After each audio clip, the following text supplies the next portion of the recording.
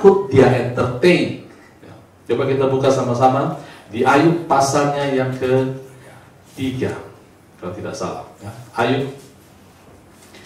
Ayub pasal yang ke-3.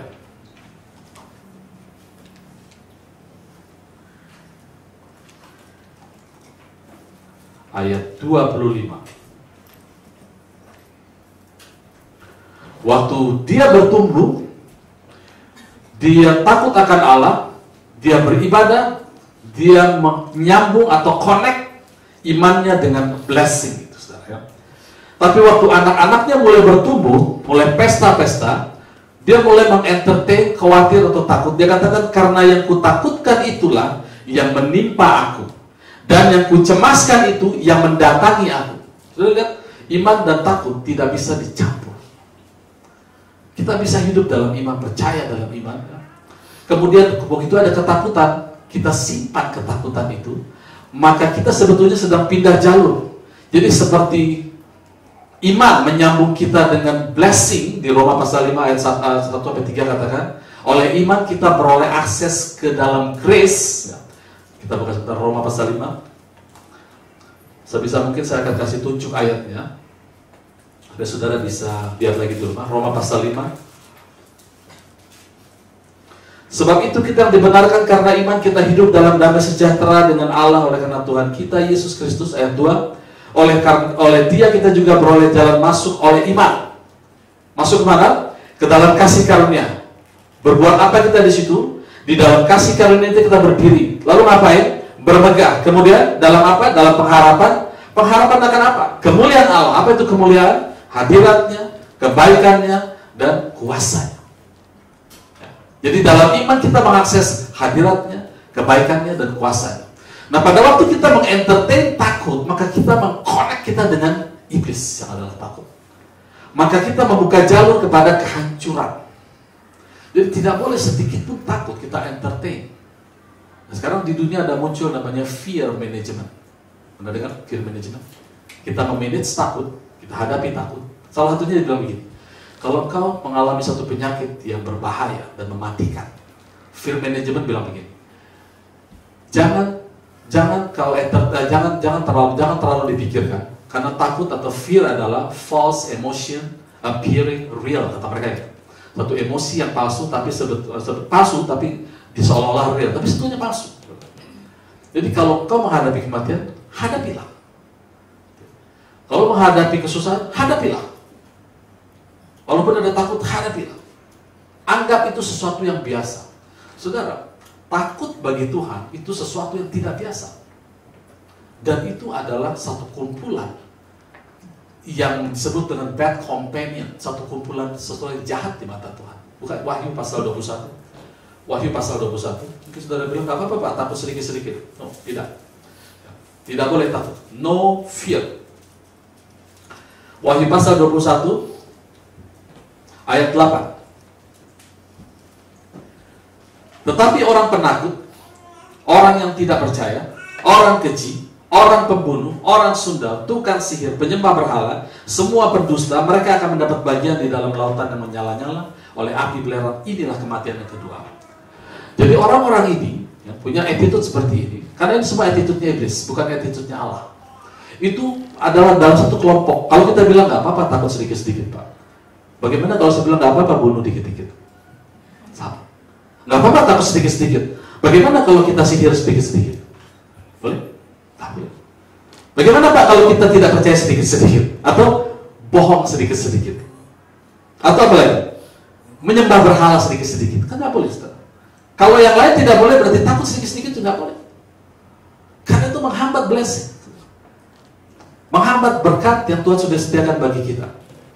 Takut adalah sesuatu yang berbahaya. Coba kita lihat sekarang apa yang Tuhan Yesus lakukan terhadap takut ini.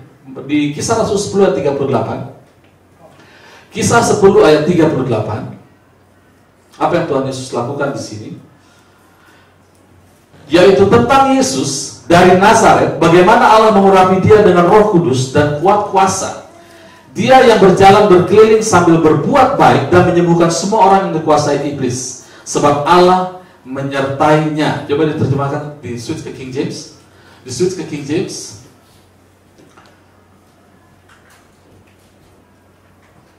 How God anointed Jesus. Di situ ada anointed, mengurapi Yesus. Setelah titik 2, who went about doing good, berbuat baik, and healing all that were oppressed. Ada kata oppressed di situ. Ada kata oppress. Oppress itu adalah satu tindakan yang berusaha menguasai, itu depresi. Itu oppress. Yang saya mau kasih tahu begini. Mungkin kita kadang-kadang bilang, saya tidak takut Pak. Tapi saudara merasa ada tekanan dalam hidup ini. Itu ciri saudara sudah connect sama takut. Ya, di situ. Nah, satu lagi adalah kita bahas dua-duanya. Selain oppress, satu lagi ada yang disebut dengan torment. Itu ada di kita bisa buka ayatnya di 1 Yohanes 4 ayat 18. Kita pegang dua hal ini. Kalau dua hal ini terjadi kepada kita, saudara hati-hati, kita sedang terconnect. Tapi kalau ada sukacita, ada rasa bebas, kita connect kepada blessing. Di dalam kasih tidak ada ketakutan. Betul? Ya, di dalam kasih.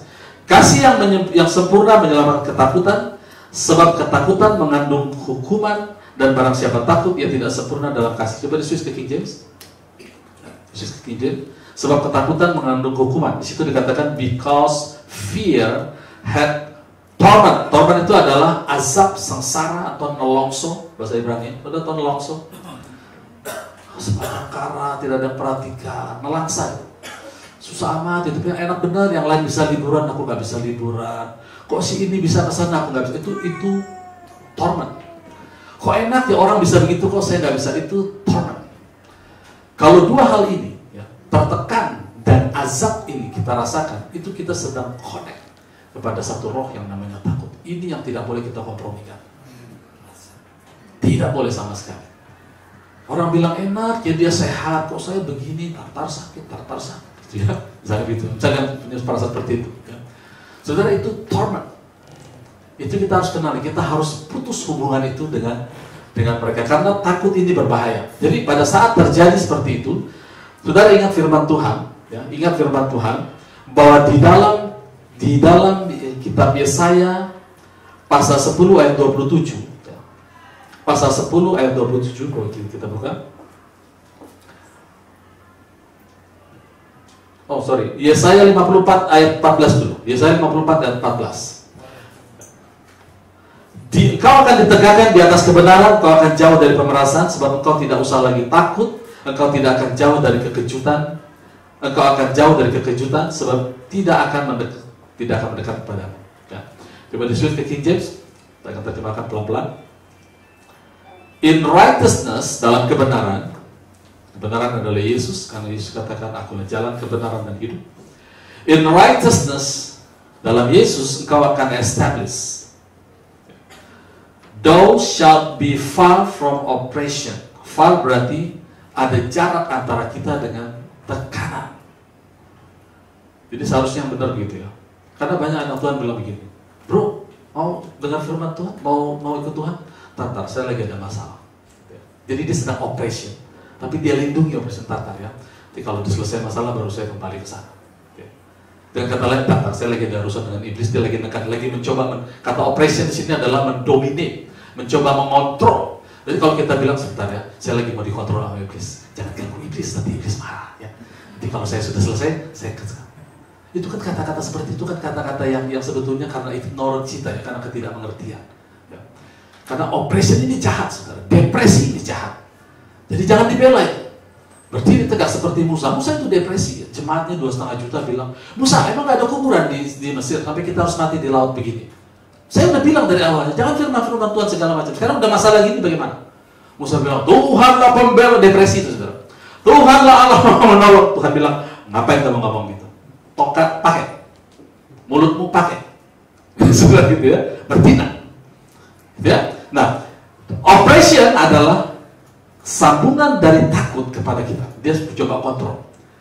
Kalau kita far from oppression, jauh dari dominion, maka thou shall not fear.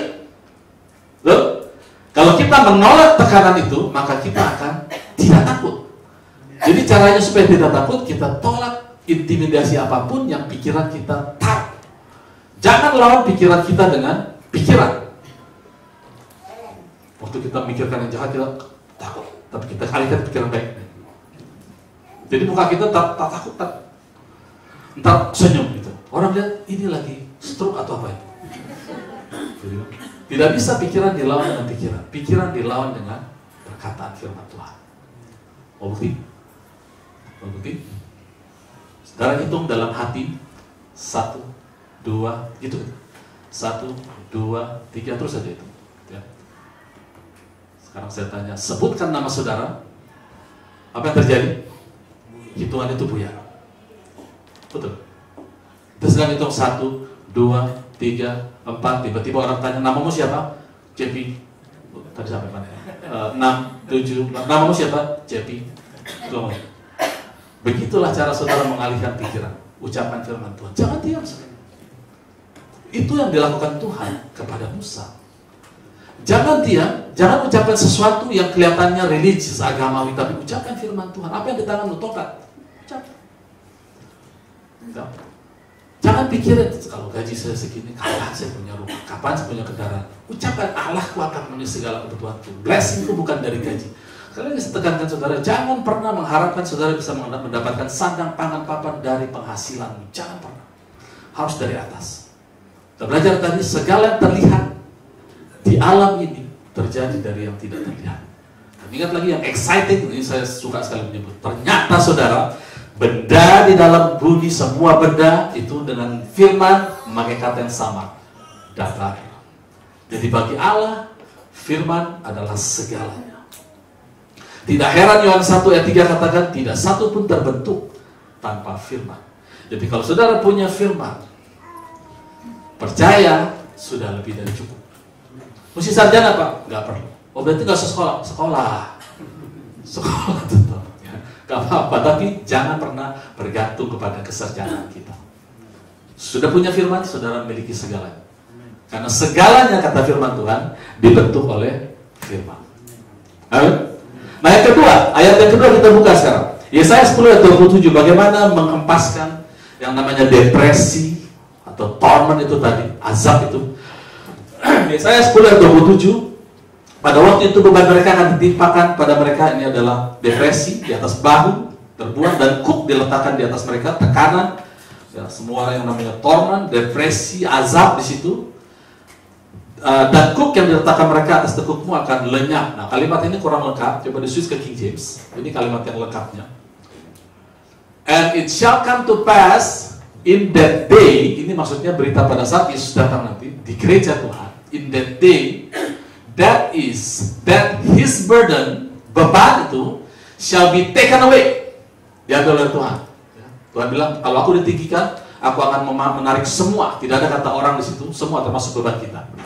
Taken away of thy shoulder, and his yoke, ya, beban itu from thy neck, and the yoke shall be destroyed. Kata destroyed di situ adalah berkarat, ya. Because of the anointing. Kalimat ini yang tidak ada di bahasa Indonesia. Because of the anointing itu hilang di bahasa Indonesia. Ya. Jangan marah-marah sama LAI. Ya. Catat aja ini, ditambahkan aja ya. Nanti jadi ribut. Kalimat ini hilang. Because of the anointing. Jadi anointing mendestroy tekanan atau depresi atau nelongso itu tadi. Semua hilang karena anointing. Buka sebentar 1 Yohanes 4 sebelum saya terangkan ini. 1 Yohanes 4 atau 1 Yohanes 2 ya. 1 Yohanes 2 ayat 27. 1 Yohanes 2 ayat 27. Bahasa Indonesia saja. Sebab di dalam diri kamu tetap ada anointing atau pengurapan yang telah kamu terima daripadanya. Karena itu tidak perlu kamu diajar oleh orang lain, tetapi sebagaimana pengurapannya mengajar kamu tentang segala sesuatu dan pengajarannya itu benar, tidak dusta, sebagaimana ia dahulu telah mengajar kamu, demikianlah hendaknya kamu tetap tinggal dalam dia. Jadi kita tetap ada pengurapan. Dan pengurapan itu membuat semua tekanan, ketakutan berkarat. Sudah tahu bagaimana bekerjanya karat? Karat tidak usah diajari bagaimana menghancurkan besi sebesar apapun. Cukup dikasih spot karat sedikit ya. Sekalipun dia sudah kena anti karat. Karena ini ilmu yang saya pelajari di kuliah. Ini ilmu saya, rusting ya.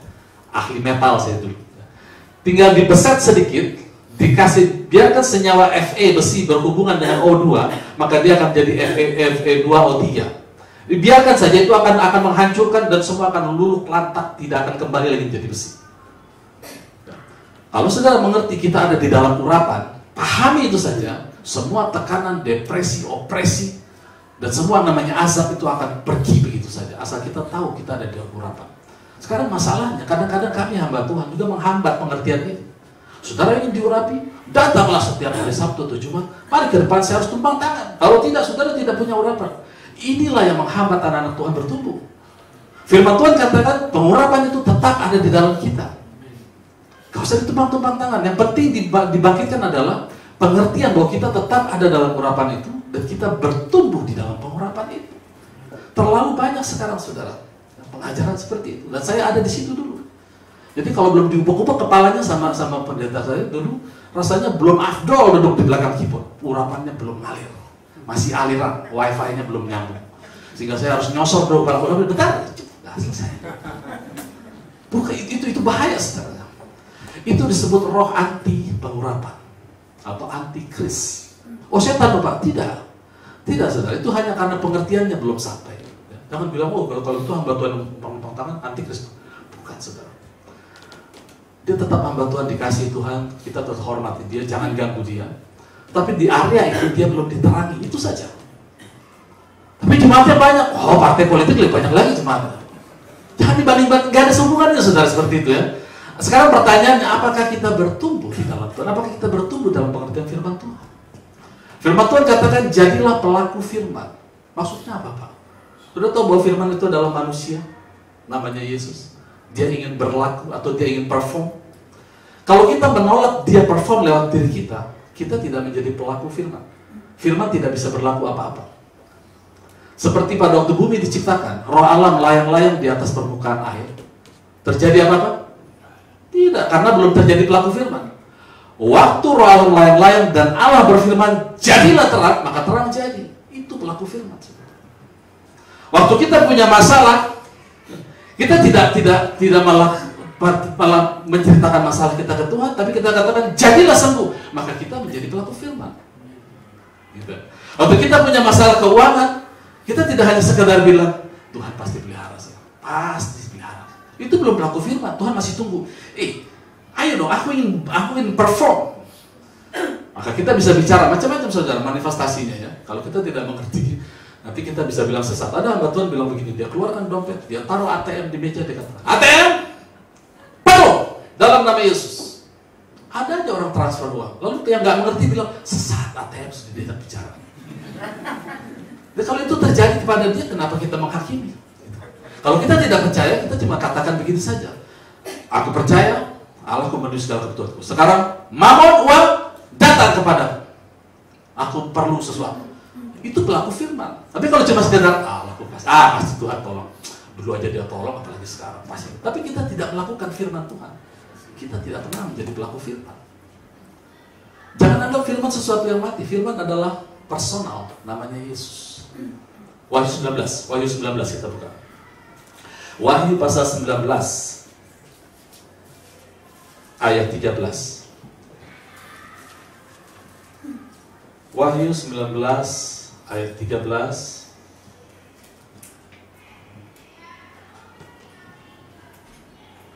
Dan ia memakai jubah yang telah dicelup dalam darah nih Yesus, dan namanya ialah Firman Allah. Jadi nama Yesus Firman Allah. Firman bukan satu yang mati, tapi firman adalah roh. Roh yang memberi hidup. Wah, belum habis waktu saya. Jadi saudara, kita masih dalam serial blessing. Semua yang kita perlukan, Tuhan sudah berikan dalam bentuk firman, roh. Kalau saudara masih bertanya-tanya, Pak, apa iya sih Pak, saya perlu kendaraan yang buat bisnis misalnya. Emang saya bisa ambil dari firman, bukan dari bank kredit? Bisa dari bank, bisa dari atas. Tinggal pilih mau yang mana gitu kan. Dari bank juga bisa dari atas. Tapi Tuhan sarankan pilih dari atas. Supaya kita jadi pemiliknya. Kalau dari bank nanti pemiliknya bank. Kalau ada apa-apa kita harus kembalikan ke bank. Kita bukan pemilik asli. Tuhan Yesus mati untuk kita supaya kita menjadi pemilik asli. Emang bisa begitu Pak? Bisa. Saya kasih contoh begini. Waktu kita lahir baru, Ada sesuatu yang baru yang Tuhan ciptakan di dalam kita. Sesuatu yang sifatnya baru. Ciptaan baru, new creation, new species. Bagaimana itu terjadi? Yohanes pasal 3. Bagaimana itu terjadi? Ini kan kita percaya semua hal ini. Jadi saya mau jadikan ini contoh.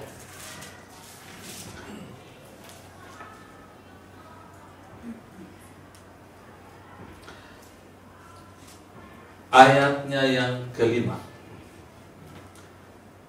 Jawab Yesus, aku berkata kepadamu, sesungguhnya jika seorang tidak dilahirkan dari air adalah firman Tuhan, dan roh, rohnya itu adalah roh besar, roh kudus, ia tidak dapat masuk ke dalam kerajaan Allah. Apa yang dilahirkan dari daging adalah daging, apa yang dilahirkan dari roh adalah roh. Janganlah engkau heran karena aku berkata kepadamu, kamu harus dilahirkan kembali. Jadi maksudnya saudara, pada saat kita percaya, maka terjadi satu peristiwa yang disebut kelahiran baru. Waktu kita percaya, kita mendapatkan kelahiran baru. Saya tadi malam ada baca tuh ayat yang straight to the point, mengatakan bahwa pada saat kita percaya, kita mengalami kelahiran baru. Saya tidak kasih tanda ya. Tapi tadi memang ada satu ayat yang straightforward saya baca. Jadi waktu kita percaya, kita sedang mengubah firman, menjelma, melahirkan kita, roh kita menjadi lahir baru. Yang lama sudah berlalu. Jadi ada sesuatu yang baru yang terjadi karena firman. Nah begitu juga dengan hal yang lain. Apa yang kita butuhkan terjadi karena firman. Semua terjadi karena firman. Dan istilahnya adalah firman itu di slow down masuk ke alam kita menjadi benda yang tangible. Nah, semua terjadi karena firman. Dan yang menghambat adalah takut. Pemain musik boleh maju ke depan. Yang menghambat adalah takut.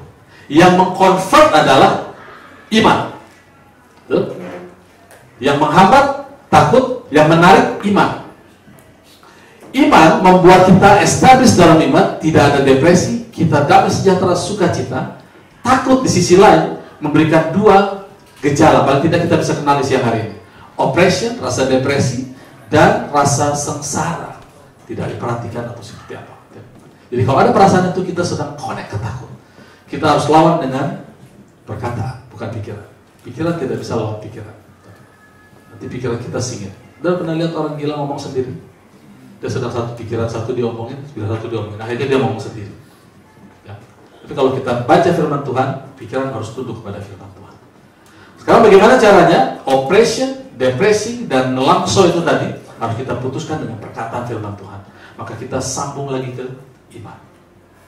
Nah, saat itu kita siap mengkonvert semua dari alam yang tidak kelihatan masuk ke dalam alam kelihatan. Amin. Tuhan Yesus memberkati. Dan sekali lagi pesan dari saya, karena ini pesan dari Tuhan, jangan pernah berharap sandang pangan kita dipenuhi oleh pekerjaan kita. Jangan pernah. Saudara akan kecewa. Hitung-hitungan di atas kertas tidak akan terkejar. Tapi ada yang bisa, Pak. 1 Korintus bilang tidak banyak. Ada yang bisa, ada, tidak banyak. Sebenarnya Tuhan sarankan ikuti aku. Tuhan sudah bilang pada waktu dia memberikan hukum Taurat diberikan dalam kasih. Kalau kau hidup dalam hukumku, mendengarkan suaraku baik-baik, maka ini akan jadi berkatmu. Ya, Tuhan tidak sedang memberkati, sedang melis. Ini menunya, bro, ini menunya nih. Kalau kau di bawah Tuhan, ini menunya. Keluar masuk diberkati, semua kandunganmu diberkati, bakulmu diberkati. Tapi kalau kau tidak dengar, ini menunya. Ya, ini sudah ada di Taman Eden. Kau akan kena penyakit, kau akan kena gini. Aku tidak mengutuk. Sekarang ku perhadapkan kepadamu hari ini. Berkat dan kutuk, hidup dan blessing. Pilih. Aku sarankan pilih berkat. Itu hati Tuhan sebenarnya. Dia tidak sedang mengutuk. Dia sedang kasih menu. Bahkan dia sarankan pilih yang ini aja. Ini yang hari ini kita hidangkan yang terbaik. Ya. Saudara pilih berkat, berjalan dalam berkat Tuhan. Amin. Amin. Mari kita berdoa. Tuhan Yesus, terima kasih Bapa. Kami bersyukur untuk firman-Mu yang ajaib Tuhan. Ajari kami Tuhan untuk mengkonvert itu Tuhan. Semua yang Tuhan sudah sediakan bagi kami. Melalui pengenalan kami di dalam Yesus Tuhan. Tuhan, pertanyaan kami anak-anakmu selalu Tuhan. Mengapa firman itu belum terjadi dalam hidup kami? Tuhan, biarlah ini menjadi jawaban bagi kita semua, bagi kami semua, termasuk hamba yang membicarakan. Bahwa kerinduan Tuhan adalah kami hidup di dalam hidup yang berkelimpahan. Sekalipun disertai aniaya Tuhan. Aniaya itu boleh kami hempaskan, boleh kami kalahkan dengan kemurahan kebaikan Tuhan. Terima kasih Tuhan, hamba-Mu selesai bicara, tapi biar Tuhan terus yang berbicara, mengajari setiap kami. Di dalam nama Tuhan Yesus kami sudah berdoa dan mengucap syukur. Amin.